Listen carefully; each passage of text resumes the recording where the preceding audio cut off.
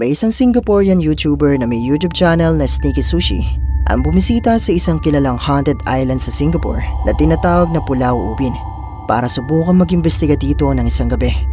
Ang YouTuber na ito ay isang kilalang skeptic o taong hindi naniniwala sa mga bagay na paranormal at kadalasan sa kanyang mga content ay dinedebunk o pinapasinungalingan niya mga kwentong kababalaghan, mga pamahiin, mga ritual at iba pa. Pero sa kanyang investigasyon nga sa islang ito sa Singapore ay merong nangyari na hindi niya inaasahan na bumago sa kanyang mga paniniwala. The EMF is so sensitive here, like it keeps spiking.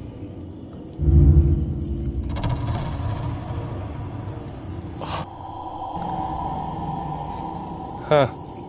Oh, goosebumps. No, I thought I saw a shadow. But it could be because I'm looking at this light too much. I thought I saw a shadow like just hover across this, beyond this chair. We are currently in the cemetery at Pulau Ubin.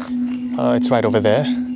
Not sure if you guys can see, but yeah, there are graves around there. I'm gonna do an isolation challenge first. I'm gonna walk in alone by myself. This is only for channel members. Okay, be right back. Yeah, I hear music. Yeah. I thought we were quite far away from everything. Yeah. Huh? Yeah, it's like that's what I got. So yeah, we just heard like music nearby, which is a bit weird because we are quite far off from everything. Anyway, yeah, there's a small grave here. Maybe it's this guy, this person's spouse, husband, wife. May you rest in peace, both of you.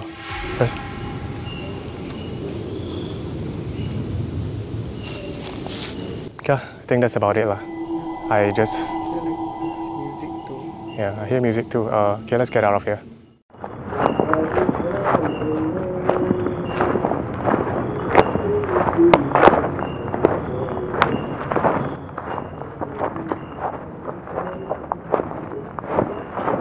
Careful, don't step. I don't know. Or like radio, I don't know.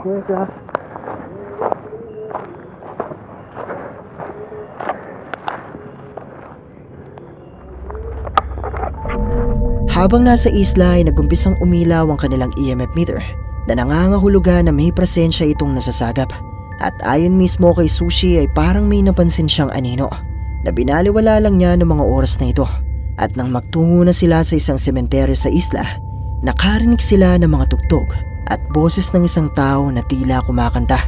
Yun ay kahit malayo ang mga kabahayan at wala namang tao na malapit sa lugar kung nasaan sila. Dito na nakaramdam na matinding kilabot si Sushi at nagdesisyon na tapusin ang kanilang investigasyon.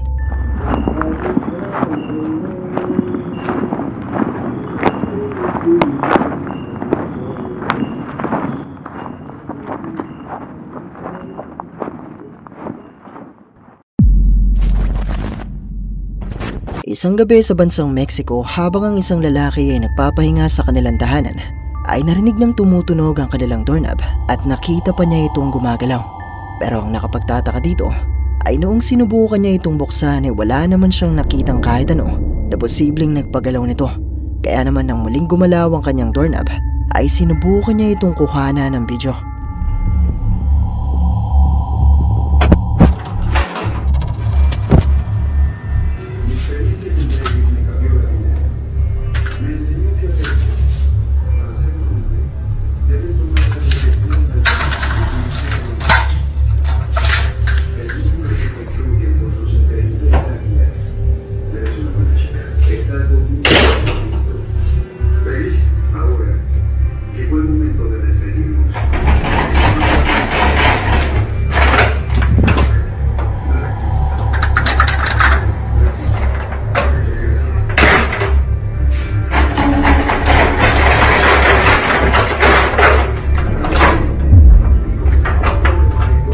Makikita sa bidyong ito ang malakas na paggalaw ng kanilang doorknob na tila ba may kung ano man na pilit itong binubuksan.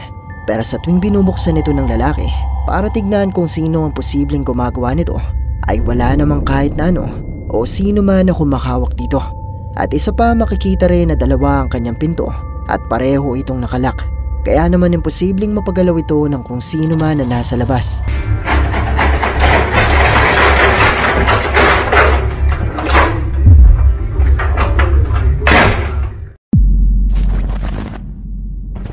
Nitong nakaraan na ibahagi ko ang investigasyon ni Ian sa loob ng isang haunted house na ipinatayo noong 1901 ng mag-asawang Fred at Minnie Eckhart na sa kasalukuyang panahon ay ginagamit na bilang isang paupahan. Sa naging investigasyon nga ni Ian sa loob ng bahay na ito, nagawa niyang makuhanan ng litrato ang posible di umanong mga multo ng dating pamilya na naunang nagmay-ari nito. At sa pagpapatuloy nga ng investigasyon ni Ian, ay sinubukan naman niyang puntahan ang di umano'y isang haunted painting na binili ng kasalukuyang may-ari ng bahay na ito. I've heard rumors that this painting is cursed and that there is a spirit, a malevolent spirit, attached to it. Is that true? And if you're in here, could you make a sound to let me know?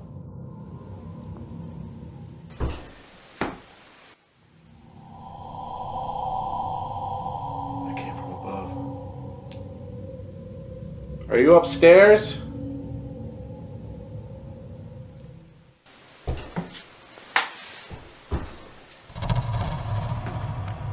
I swear to God, I keep hearing shit up there.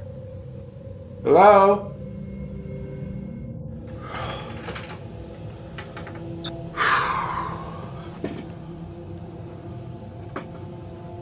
Hello?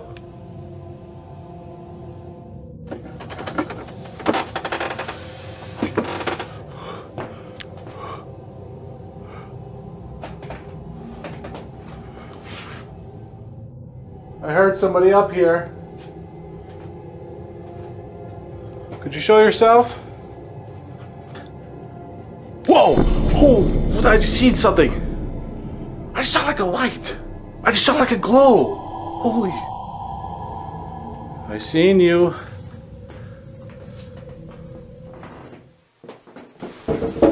Oh my God!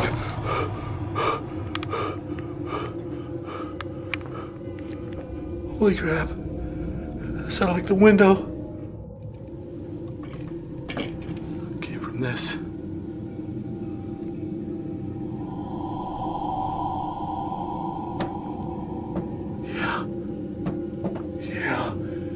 Oh my gosh, my camera just died.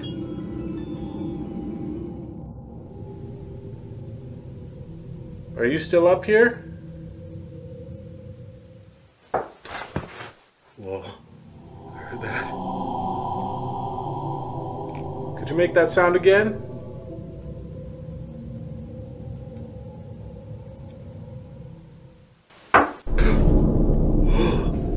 Okay. Thank you. I'm glad you're still up here. How many spirits are up here?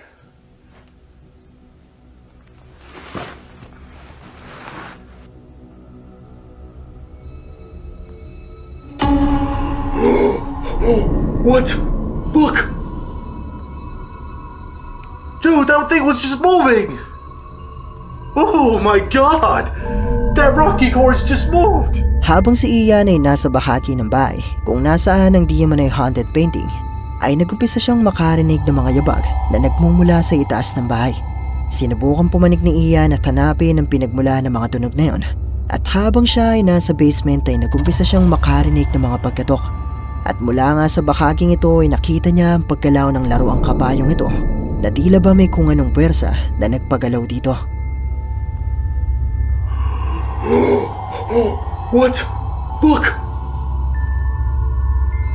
Dude, that thing was just moving! Oh my God! May isang grupo ng mga magkakaibigang babae ang sinusubukang gumawa ng isang TikTok video habang sila ay nasa loob ng isang kwarto. Pero merong nangyaring kakaiba sa kalagitnaan ng kanilang ginagawa na pumutol sa kanilang kasiyahan. You can only move when the lights are off. You can't move when the lights are on. You have 5 moves to get to me. Are you ready?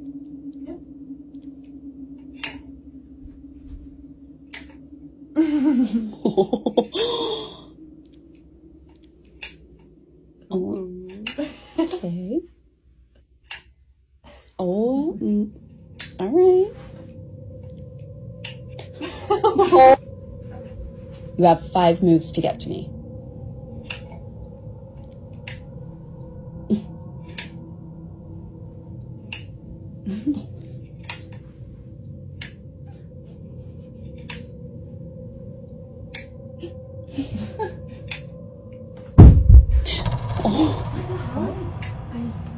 Oh my Turn god. the light on. Sorry. Something fell, right? Yeah, it was sitting right here. And it just fell off?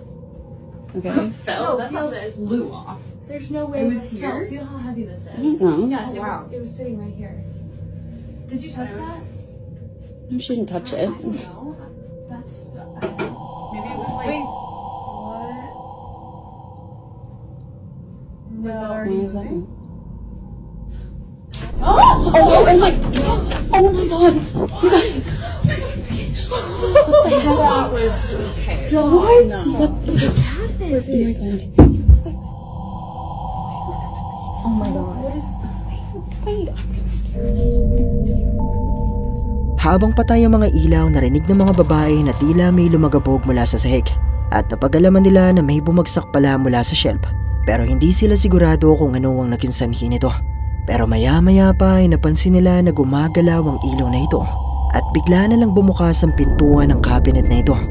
Dito na sila nagumpisang kilabutan at sa kanilang paglabas ng kwarto ay narinig naman nila ang isang malakas na pagpadyak na dahilan para mapalabas sila ng bahay at tapusin na nila ang bidyong ito. Oh my! Oh my god! You guys! What the hell? That was okay. So what? Ang bidyong ito ay ibinahagi ng isang ina na nagtatrabaho bilang isang mananahe. Nakuha naman isang araw nang mapansin niyang natatakot ang kanyang anak na babae at nagsasabing may kung anong nasa loob ng kanilang closet. Pero habang kinukunan niya ang bidyong ito, ay merong nangyari na maging siya ay hindi niya inaasahan. Hey guys, just wanted to jump on really quick because I had to stop sewing. My daughter just said that something weird really happened and we've been experiencing a lot of strange things lately, just different noises and stuff. Don't mind my mannequins, I sew for a living, so. Can you tell mommy what you just said? I think there's something under the door. Under the closet door?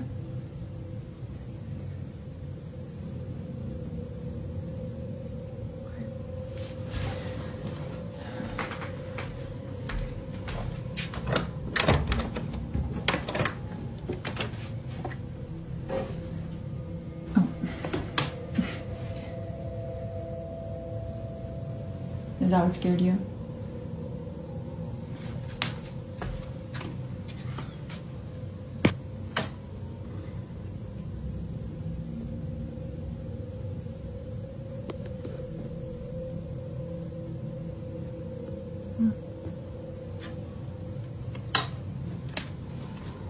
It's okay.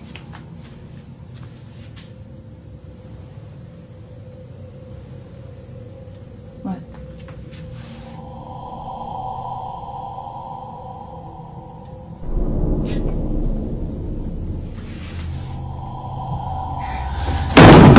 I'm scared. Sa bidyong ito ay sinubukan niyang buksan ang closet para patunayan sa kanyang anak na wala naman siyang dapat katakutan at walang kung anuman na nasa loob ng kanilang closet maliban sa manikin na ito.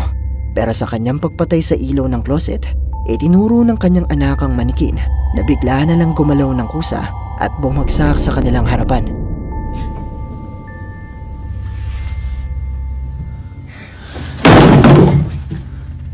I'm scared. Sa bidyong ito ay may isang lalaki ang inirecord ang kanilang stockroom matapos siyang makarinig ng mga kwento sa mga trabahante na pumapasok at napag-uutusan sa loob nito na may mga kakaibang nangyayari di umano dito.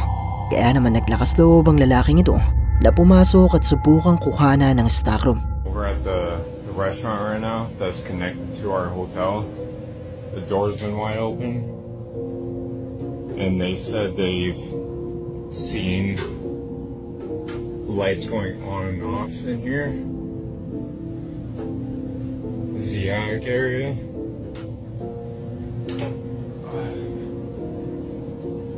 Very, very narrow stairs. I just smashed my head on this pipe.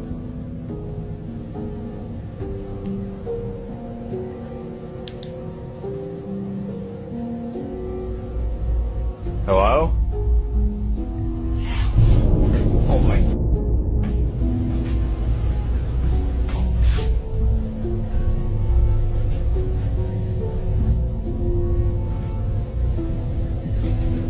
There's no one here. There's no one here. Nope. Nope. Okay. Okay. I'm out. I'm out. Okay. Just leave me alone. Sa pagpanik ng lalaki sa kanilang stockroom, narinig niya ang isang boses na tila ba nagpapaalis sa kanya. Pero nang sinubukan niyang hanapin ang pinagmula ng boses na yon, ay wala naman siyang nakitang tao na naroon sa loob.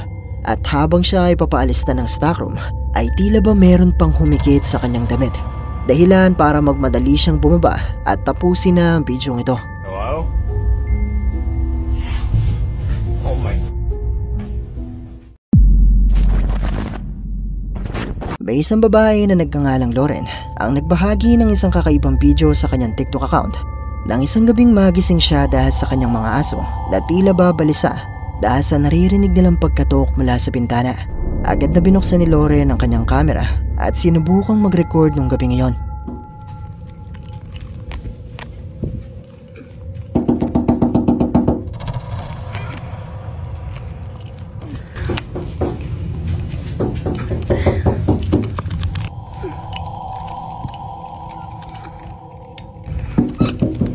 Luna, come here.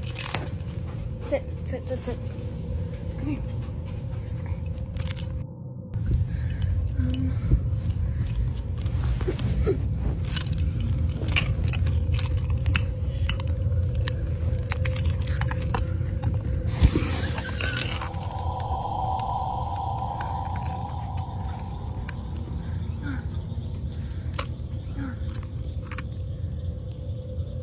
Can't see.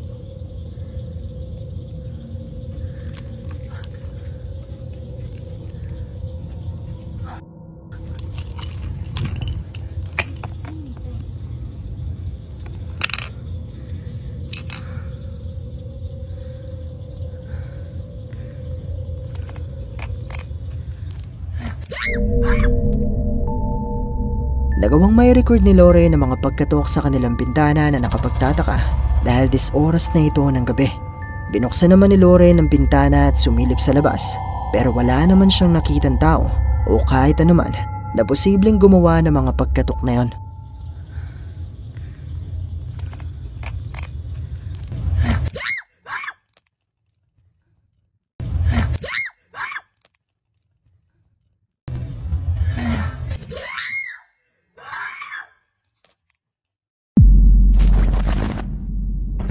May isang babae sa US ang nagbahagi ng isang video sa TikTok. Nakuha isang gabi nang siya ay magising dahil sa mga ingay na naririnig niya mula sa kanilang kusina. Sinubukan niyang alamin kung ano ito at para sa kanyang seguridad ay naisipan niyang record kung ano man ang posibleng mangyari. At narito nga ang nakuhanan niya nung gabing ito.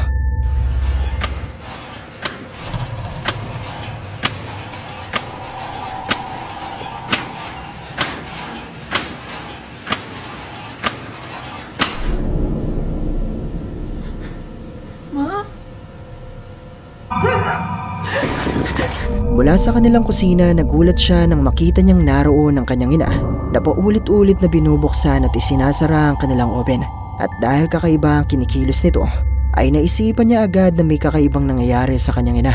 Pero sinubukan niya pa rin itong tawagin at lumingon at sumagot naman ito sa kanya sa nakakapangilabot na paraan. At ayon sa kanya ay hindi siya sigurado kung nag-i-sleepwalk lang ba ang kanyang ina o meron siyang sanib nung gabing ito. Ma?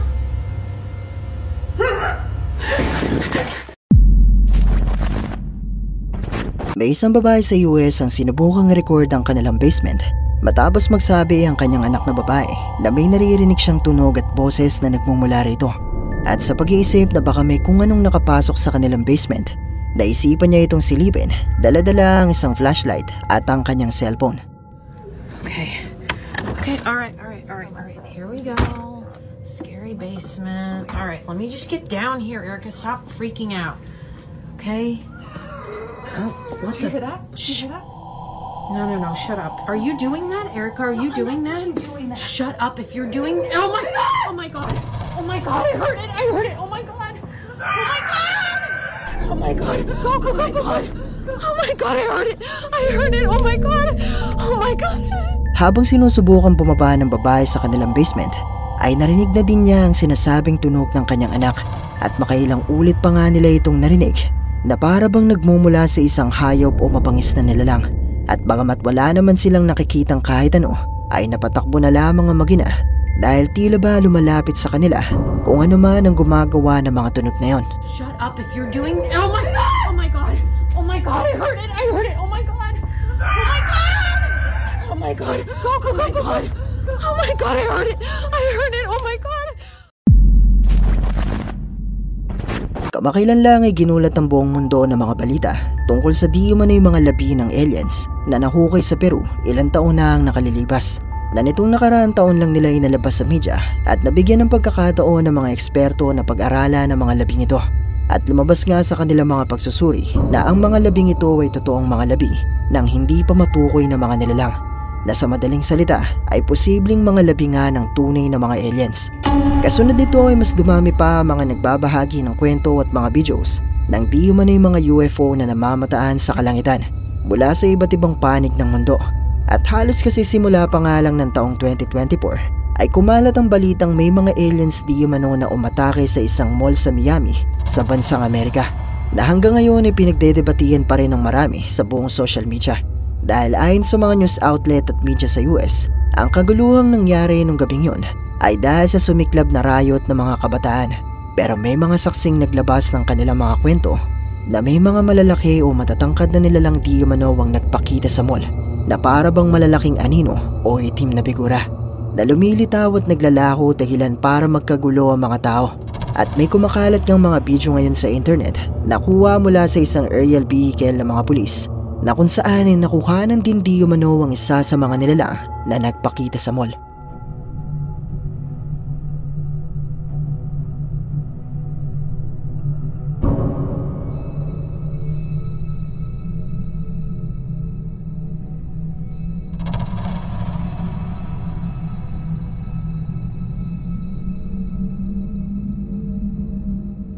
Ayon sa mga kwento, ang mga nilalang na nakita di umano nila ay may taas na halos 10 talampakan at posible di umano ang nakuhanan sa bidyong ito ay ang isa sa mga nilalang na nagpakita sa loob ng mall dahil mapapansin di umano na mas malaki ang isang ito kung ay kukumpara sa mga pulis at mga sasakyan nila.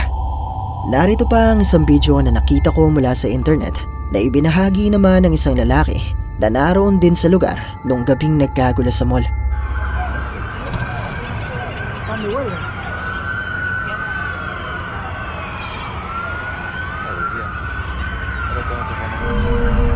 Sa bidyong ito makikita di umano ang isang matangkad at itim na figura na di umano isa sa mga nilalang na nagpakita sa mall.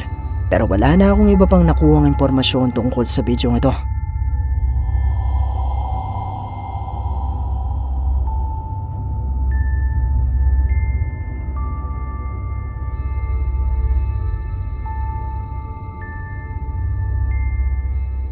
Ayon naman sa mga komento ng mga hindi naniniwala sa mga aliens, ay bakit sa dinami-dami ng mga cellphones na may magagandang camera sa ngayon, ay wala ni isa man na naglabas ng malinaw na video ng di umano'y mga aliens na nagpakita sa nasabing mall. At depensa naman ng mga taong naroon di umano sa mall, ay sinubukan nilang mag-record nung gabing yon, pero bigla na lang di umanong nagloloko, nagpe-freeze at namamatay ang kanilang mga cellphone sa tuwing malapit sila sa nilalang at sinusubukan nila itong kuhanan. At posibleng ang mga nilalang na ito di umano ay gumagamit ng isang device para hindi sila magawang makuhana ng malinaw. At ayon naman sa mga naniniwala sa kwentong may mga aliens nga na nagpakita sa mall, ay bakit ganito karami ang mga pulis na rumesponde kung simpleng riot lamang ito ng ilang mga kabataan. At naniniwala sila na pinagtatakpan lamang ng kanilang gobyerno kung ano man ang totoong nangyari nung gabing yon. Pero malaya kayong i-comment sa ibaba kung ano ang opinion nyo sa balitang ito.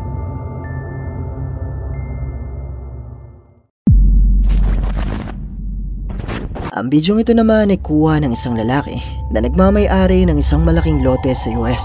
At kuha ang bidyong ito isang umaga habang siya ay nag-iikot sa kanilang property. dito ay meron siyang nakita na hindi dapat naroon sa kanilang lote.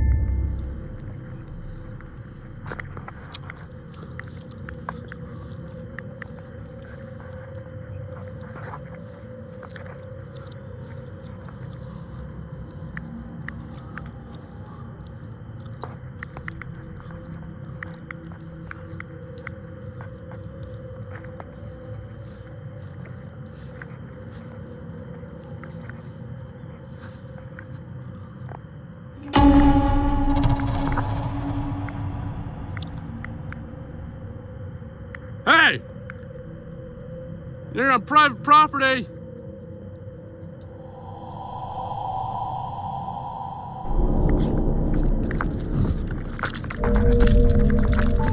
Mula sa malayo ay nakita ng lalaki ang tila isang malaking nilalang na nung sinubukan niyang itaboy ay tumakbo pa patungo sa kanya.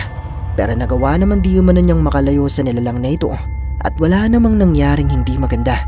Pero naniniwala ang may-ari ng bidyong ito na posibleng ang maalamat na nilalang na tinatawag na Bigfoot ang nakuhanan niya nung umagang ito dahil ang kanyang lote ay malapit sa lugar kung saan madalas di umanong mamataan ng nilalang.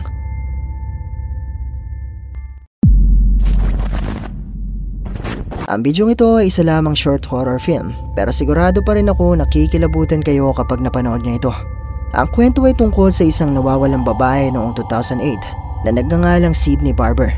Si Sydney Barber ay isang urban explorer na bigla na lang di umanong nawala matapos itong mag-imbestiga sa isang abandonadong research facility sa US. Sa kanyang pagkawala ay agad naman siyang hinanap ng kanyang mga kaibigan at kaanak pero maging ang mga pulis na sumubok na hanapin siya sa loob ng facility ay bigo na makahanap siya. Pero makalipas ang 15 taon kumalat sa internet ang bidyong inyong makikita.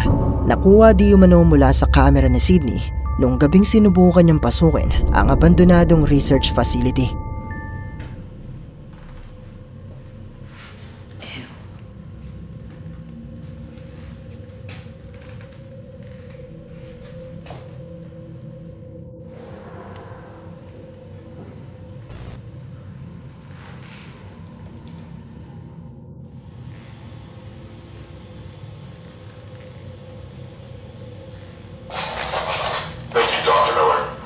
Such short notice. We'll get started. Records show that you were working as a laboratory technician on the night of August 8th, 1953. Is this correct? Yes, that is correct. What can you tell us about the incident from 24? I was in my office finishing up charts for the day. I heard screaming. I ran out and Dr. Reynolds. Oh, Jesus. Where was Dr. Reynolds? He was everywhere. On the ceiling. On the floor, the walls. Where was asset 0235? That thing is no asset. It's a monster. We created a monster. Oh God, what have I done? We're not safe here. Dr. Miller, the asset has been contained. You don't understand. This facility, not just things inside of it. It's all evil. I need to leave. Ma'am, you need to go down to the lab and do final analyzations. No! I will not go down there. You can't make me. Doctor, I assure you. I can't go down there. I won't go down there. Shit. Calm down. Calm down.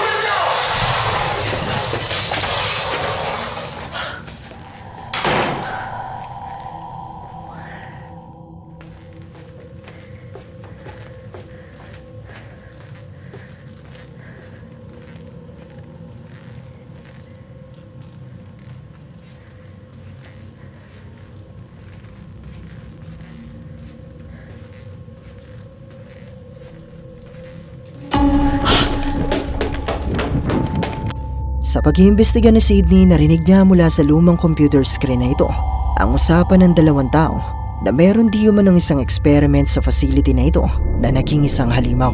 Dahil dito ay sinubukan ng umalis ni Sydney pero habang siya ay paalis ay nakita niya ang isang nilalang na dumaan sa hallway na ito.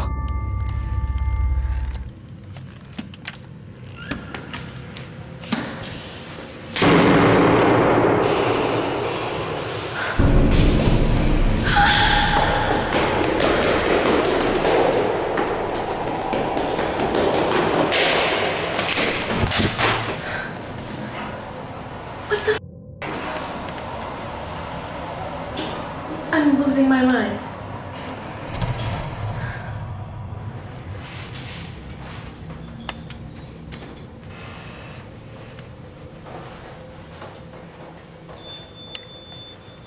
What is this place?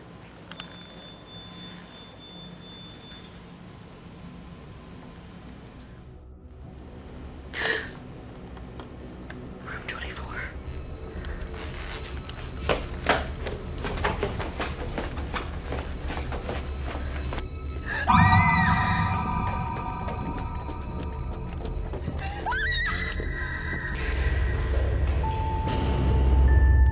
Habang tumatakbo si Sydney palayo sa hindi pa matukoy na nilalang, ay muli niya itong nakita sa may hagdanan at hinabol siya nito. Pumasok si Sydney sa elevator pero sa halip na pababa ay dinala siya nito patungo sa ika-13 palapag ng gusali. Dito nga ay muling nagpakita sa kanya ang nilalang at nagtago si Sydney.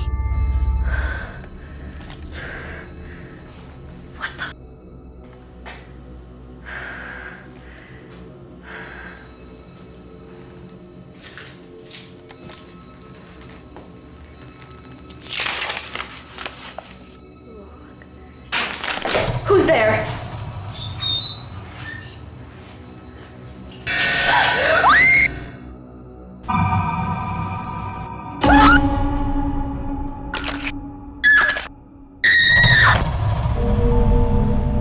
Habang nagtatago si Sydney, nakarinig siya ng malakas na tunog at mula rito ay muling nagpakita sa kanya ang nilalang na may itim na balat at mahaba at matatalim na mga kuko.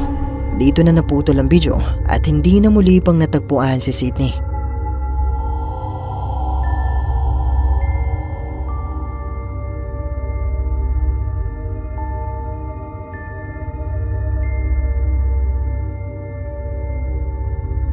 Ang short horror film na ito ay mula sa YouTube channel na TJR Films na isang bagong YouTube channel ng mga aspiring filmmakers.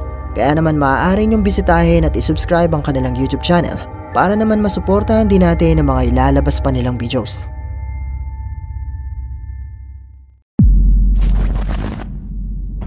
Ang video ito ay ipinadala naman sa atin ng isa sa ating mga viewers na tumangking magpakilala at kuha naman di umano ito sa isang lugar sa Peru na kumakalat ngayon sa internet dahil makikita di umano sa video ito ang isang werewolf o taong lobo na nasa kalagitnaan pa ng kanyang pagpapagong anyo.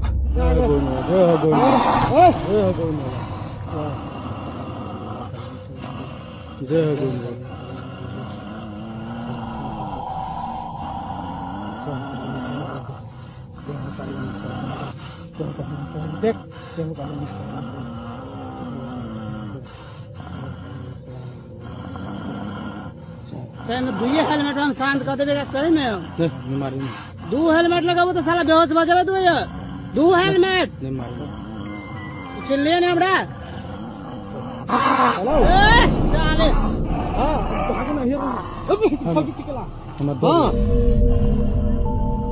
Makikita sa bidyong ito ang tila isang lalaki na merong mabalahibong katawan at animoy isang mabangis na aso kung kumilos.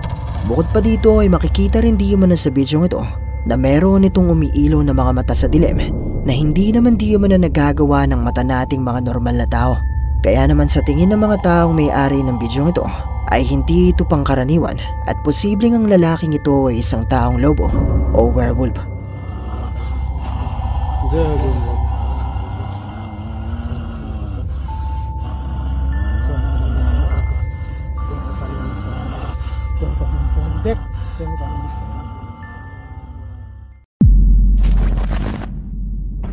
May isa sa ating mga viewers ang nagpadala ng isang lumang video. Nakuha pa di umano ng kanyang yumaong lolo na isang Amerikano na napangasawa ang kanyang Pinay na lola. At ang bidyong ito ay kuha isang gabi sa isang probinsya dito sa atin sa Pilipinas habang ang kanyang lola ay buntis noon at binabantayan ng kanyang lolo dahil may kakaibang nilalang di umano noon ang umaalikid sa kanilang bahay na nagawa din namang kuhanan ng video ng kanyang lolo. Narito ang video at pagmasdan mo ito ng mabuti.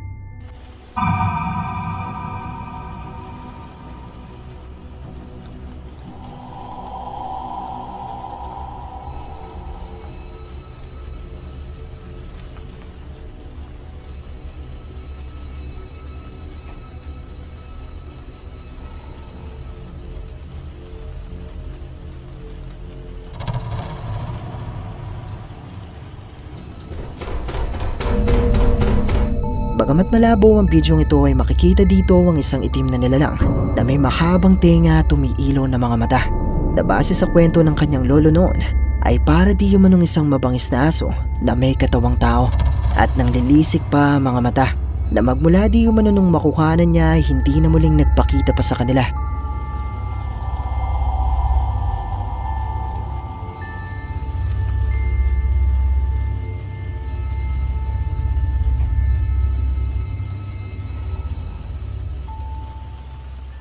At dito na nagtatapos ang ating video.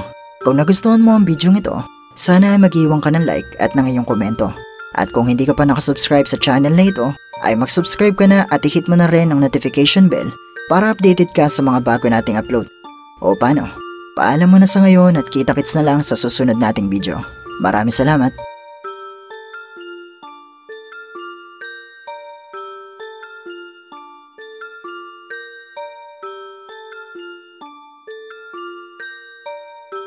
Hi! Kung meron kang mga videos na pwede nating i-content sa ating munting channel, i-email mo lang ito sa sircripstv@gmail.com o kaya naman na i-PM mo lang ako sa ating Facebook page. Maraming salamat!